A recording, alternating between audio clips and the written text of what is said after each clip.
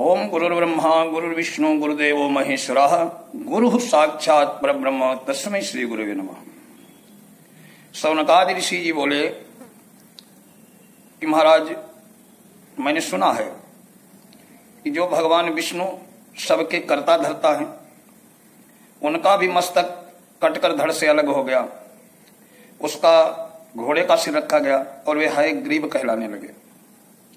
वेद भी जिनकी स्तुति करते हैं, संपूर्ण देवताओं का जो आश्रय है, सहारा है, जो समस्त कारणों के परम कारण हैं, उन आदिदेव जगत प्रभु श्री हरि की छिन्न मस्तक हो जाना बड़ा आश्चर्यजनक है। ये दैव ही करामात है, परंतु हे प्रभु, ऐसी घटना घट कैसे गई, ये आप मेरे को आज विस्तार पूर्वक बतलाइए। सूत जी कहने लगे कि नारायण परम तेजस्वी और देवताओं के भी देवता हैं, उनकी लीला बड़ी विचित्र है। तुम लोग अत्यंत सावधान होकर कथा सुनो। एक समय की बात है, सनातन परम प्रभु भगवान श्री हरि को घोर युद्ध करना पड़ा। 10,000 वर्षों तक युद्ध भूमि पर डटे रहे। फिर उन्हें थकान सी महसूस हुई। वे अपने पुण्य प्रदेश वैकुंठ में लौट आए, पद्मासन लगाकर बैठे, धनुष पर डोरी चढ़ी हुई थी। उसी अवस्था में धनुष को भूमि पर टेक कर उसी के सहारे कुछ झुक से गए और उसी पर भार देकर आलसाने लगे। श्रम के कारण अथवा लीला संयोग के कारण उन्हें घोर निद्रा आ गई। उसी अवसर पर कुछ दिनों देवताओं के यहाँ यज्ञ करने की योजना चल रही थी। उसमें इंद्र, ब्रह्मा, शंकर आदि सभी देवता यज्ञ करने को तत्पर होकर भगवान श्री हरि से वैकुंठ में मिलने गए। देवताओं का कार्य निर्विघ्न चलता रहे, इसी उद्देश्य से यज्ञेश्वर को विष्णु का दर्शन करने गए, लेकिन उनका दर्शन हुआ नहीं। फिर तो ध्यान द्वारा कर पता लगाकर जहां भगवान विराजमान थे वहां पहुंच गए। देखा परम प्रभु भगवान श्री हरि तो योग निद्रा में लीन है। सब देवता लोग वहीं ठहर गए। जब भगवान की निद्रा भंग न हुई तब वे देवता चिंतित हो गए। ऐसी स्थिति में इंद्र ने देवताओं को संबोधित करते हुए कहा कि हमें क्या करना चाहिए, आप स्वयं विचार करें, विष्णु को कैसे जगाया जाए। शंकर ने कहा, देवताओं, यद्यपि किसी की निद्रा भंग करना तो उचित नहीं है, फिर भी यज्ञ का कार्य संपन्न कराने के लिए उन्हें जगा ही देना चाहिए। ब्रह्मा जी ने बमरी नामक एक कीड़ा उत्पन्न किया और सोचा कि उस पृथ्वी पर धनुष है, एक कीड़ा उस धनुष की तांत को काट देगा। उसने तदनंतर आगे की रस्सी को काटते हुए ही धनुष जो झुका हुआ है ऊपर को तन जाएगा। फिर तो देवादेव की निद्रा टूट जाएगी, देवताओं का कार्य सिद्ध होने में कोई संदेह नहीं रहेगा। ऐसा मन में विचार कर ब्रह्मा जी ने बमरी को आज्ञा दे दी और बमरी नामक कीड़ा ब्रह्मा जी से कहने लगा कि हे लक्ष्मीकांत, भगवान देवताओं के आराध्य हैं, भला उन जगत गुरु की निद्रा में कैसे भंग करूं। भगवान, इस धनुष की डोरी को काटने से मुझे कौन सा लाभ होगा, जिससे कारण नारायण को जगाने जैसा मैं घृणित काम करूं। क्योंकि सभी प्राणी स्वार्थ को लेकर ही नीच कर्म करते हैं। ये बिल्कुल निश्चित बात है। इसलिए यदि मेरा कोई काम बनने वाला हो तभी मैं ऐसा करूंगा। ब्रह्मा जी बोले, सुनो, हम लोग तुम्हें यज्ञ में भाग दिया करेंगे, ये निजी लाभ मानकर शीघ्र तुम हमारा काम करो, अर्थात भगवान हरि को जगा दो।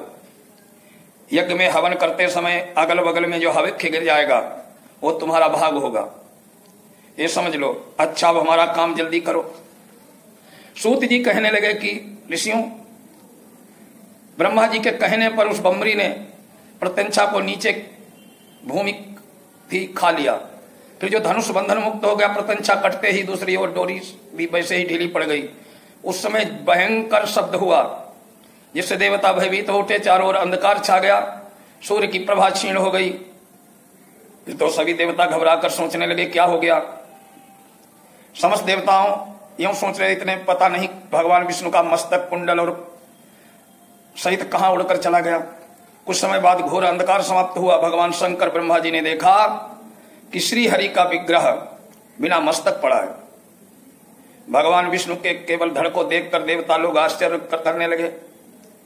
अब वे चिंता में उमड़े समुद्र में डूबने उतराने लगे, दुखी होकर आंखों में जल बरसाने लगे, रोने लगे। हाँ ना, तब तो देवताओं के भी आराध्य हैं, फिर भगवान संपूर्ण देवताओं को निष्प्राण करने वाली ये गति, ये वैसी विचित्र घटना कैसे हुई?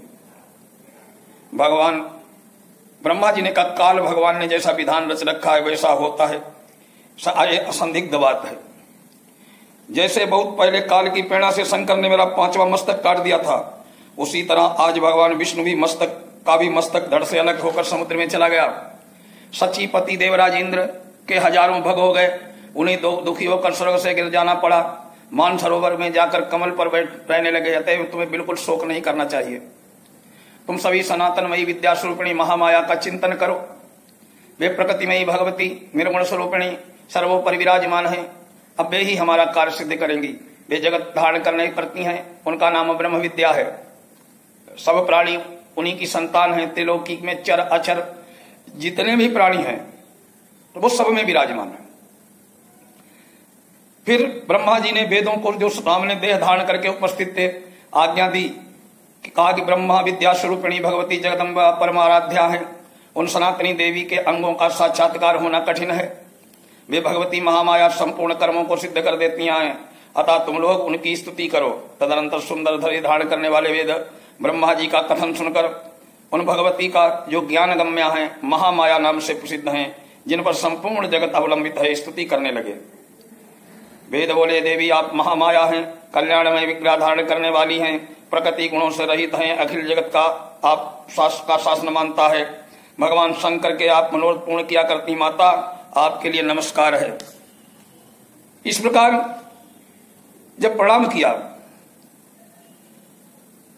वेदों ने भगवती जगदम्बिका का स्तवन किया तो महामाया देवी अत्यंत प्रसन्न हो गई और देवताओं को लक्ष्य करके आकाशवाणी करके बोली, देवताओं क्यों चिंता करने की आवश्यकता नहीं है, शांत चित्त होकर अपने स्थान पर जाओ।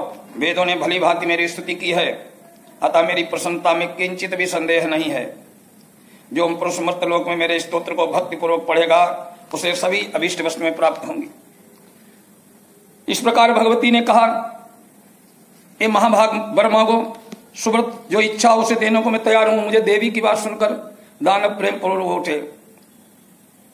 भगवती बोली कि ये जो हुआ है ये होना आवश्यक था, क्योंकि एक समय की बात है, हयग्रीव नामक राक्षस ने मेरी बहुत कठिन तपस्या की।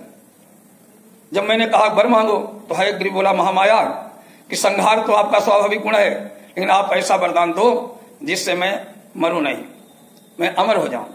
तो मैंने कहा, भगवती ने कहा कि हयग्रीव जातस्य ध्रुवो जन्म मृतस्य च, कि जो पैदा हुआ उसका मरना आवश्यक है और जो मरा जन्म लेना आवश्यक है, तब मरोगे जरूर। तो दूसरा वर मांग लो। हयग्रीव बोला, तो मैं किसी ऐसे से मरूं जो मेरे ही सकल सूरत वाला हो, अर्थात उसके भी घोड़े जैसा मुंह हो। तो उसी कारण लीला हुई है। तुम लोग किसी घोड़े का सर ला के नारायण के शरीर में लगा दो तो इससे नारायण खड़े हो जाएंगे। और ब्रह्मा जी ने चक्र से एक घोड़े का सर काट के नारायण के लगा दिया और भगवान हयशिरा हयग्रीव कहलाए।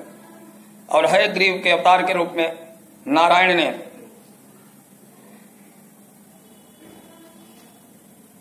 हयग्रीव नामक राक्षस का संहार किया। तो भगवान ने घोड़े का शरीर क्यों धारण किया? ये हयग्रीव को मुक्ति देने के लिए। और भगवान का सर धड़ से क्यों अलग हुआ? वो भी इसी कारण हुआ था, जो भगवती की कृपा से, जगदम्बिका महामाया योग निद्रा की कृपा से ये सारे काम हुए थे। और भगवान का एक हयग्रीव अवतार भी कहलाया। जो व्यक्ति महामाया का पावन चरित्र जो है वो पढ़ता है, सुनता है, उसका निश्चित ही भगवती कृपा करती हैं, उसका कल्याण कर देती हैं। बोले जगत जननी दुर्गे मैया की जय, हयग्रीव भगवान की जय।